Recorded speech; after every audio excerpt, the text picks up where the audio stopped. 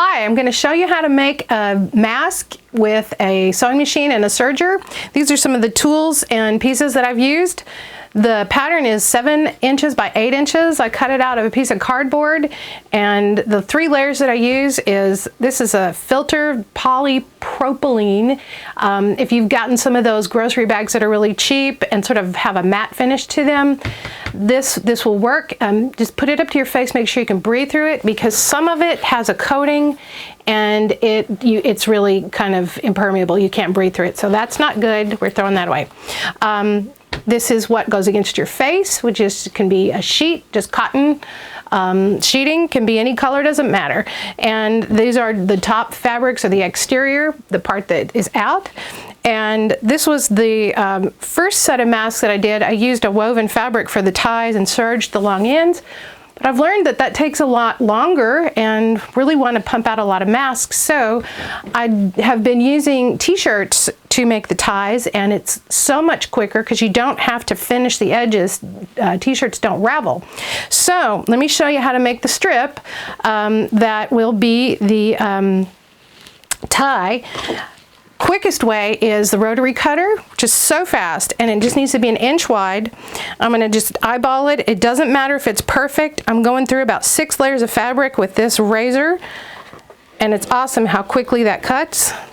There's one, that's one strip, and I'm just using the grid and eyeballing it, and there's 2.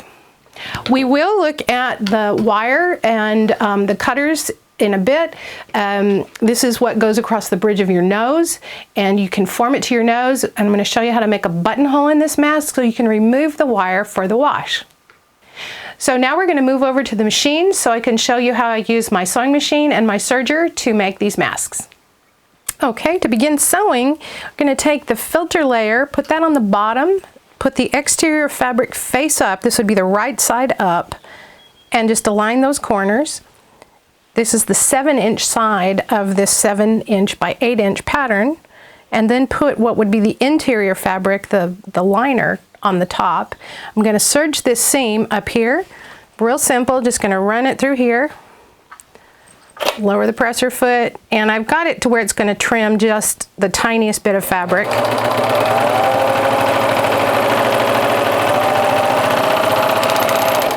Not even a 1/4 inch trimming. Let it run off. I cut it with the scissor there.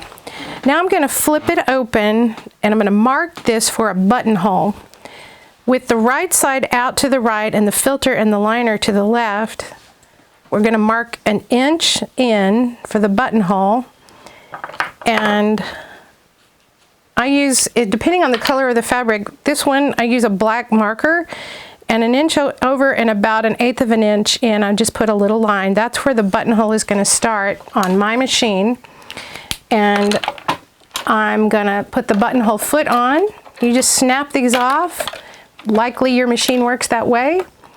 I had to come in from this side and then just drop the presser foot down, and it should lock in. There we go. When you hear that little snap, that's correct. Lift the presser foot up. And just for extra reinforcement, I use a bit of the filter liner to reinforce the buttonhole back here. I don't pin anything, I just put it up against it. Now, there's a tiny window in this buttonhole foot that I am lining up that little line I drew at the back of this little square or rectangle hole. On my machine, I just push the buttonhole and bring this lever down. This is the smallest my machine will make. It's about a 5/8 inch buttonhole, and I just push the pedal and it'll automatically make this buttonhole for me. I don't even have to touch the machine.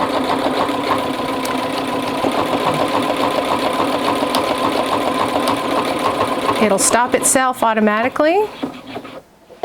That's it. So it doesn't take long to make one. What's great about this is that you can take the wire in and out for the wash, and it doesn't disrupt the wire's shape. I trim around the reinforced fabric by having the fabric face up, or this filter fabric. Just trim it off. make sure you're not cutting your mask fabric. And then you just take something sharp. It can be a good pair of scissors. It could be cutters like this. It could be a scalpel. And what you're going to do is slit that buttonhole. I just fold it in half and give it a little, there's that sound. And that's a pretty strong little buttonhole for that wire to go through. Next step is flip everything just out so the serged edge is open like that. And what we're going to do is run the serger on this edge. This is the other 7-inch edge. And doesn't matter that these things aren't lined up perfectly. We're not going for perfection, we're going for progress.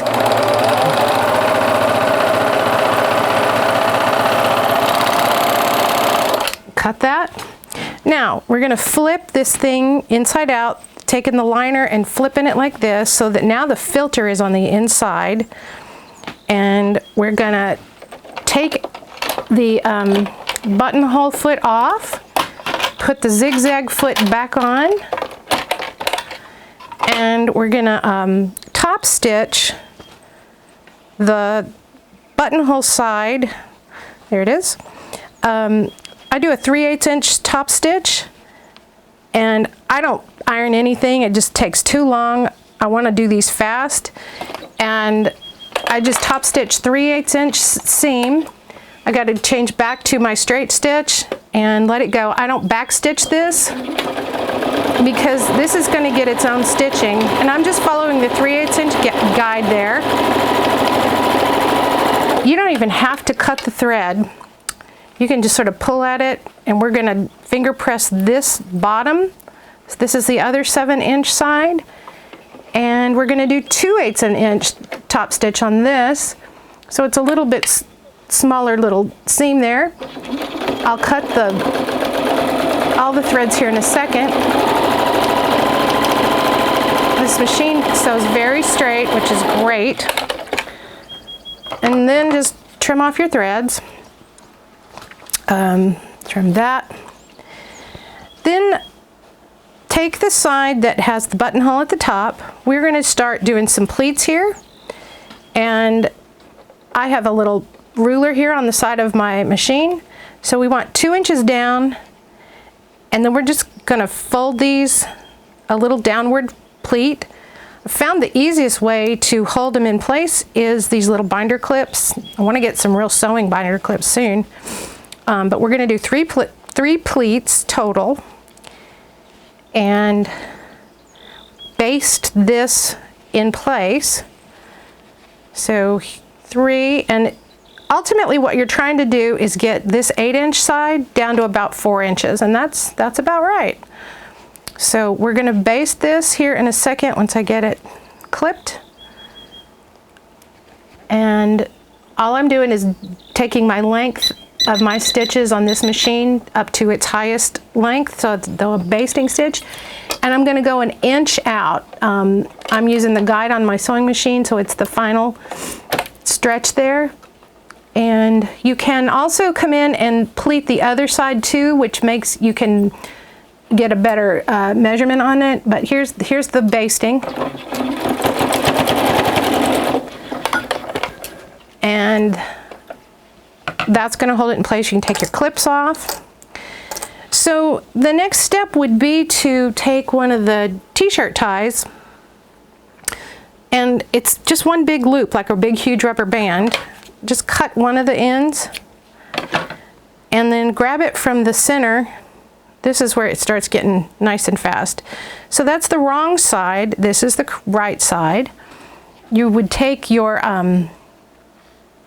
mask piece and apply it to the right side. Let me turn it around. Yeah. So right sides together. And that's the center, because there's where the fold was, and I do it about, I eyeball all this, I don't measure. Gonna run it over to the serger, raise the foot, raise your needle by turning the wheel towards you, then come in about 1 inch from where the mask pattern starts, that piece of pattern fabric.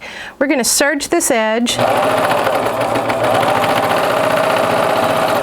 And when we get here, maybe like a 1/2 inch off. Lift the presser foot, move this out of the way, serge off, and have a little tail there because we're going to tuck that in as we zigzag this.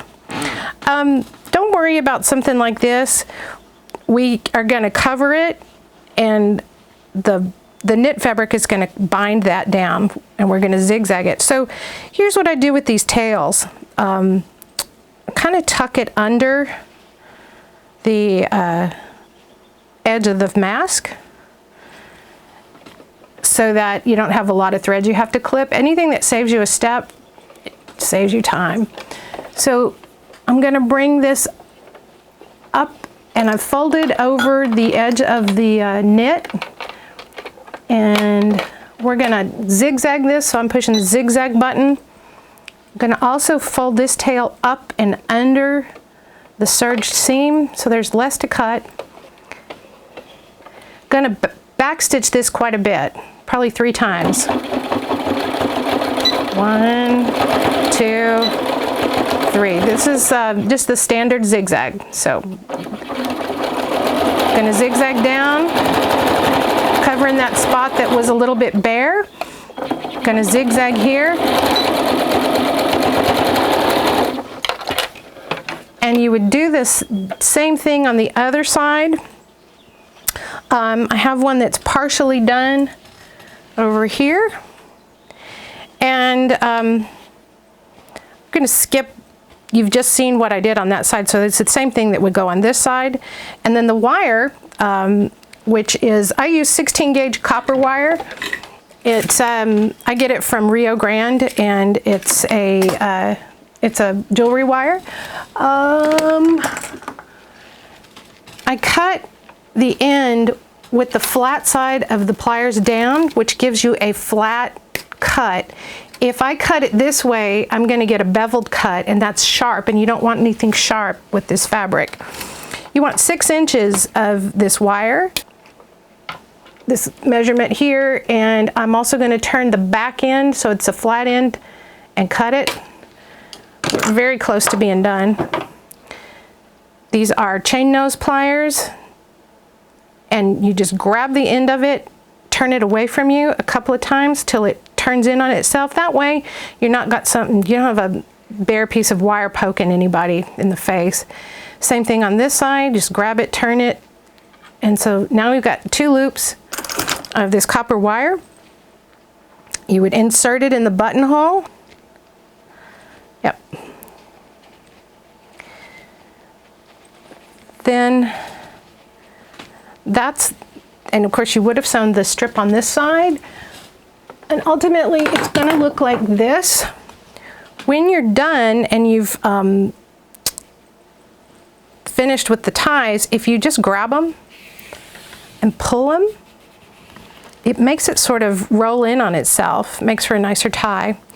And don't forget to pull your basting threads out here at the top. I just put the chain nose pliers under kind of the center stitch, pull out, and then pull out on the back.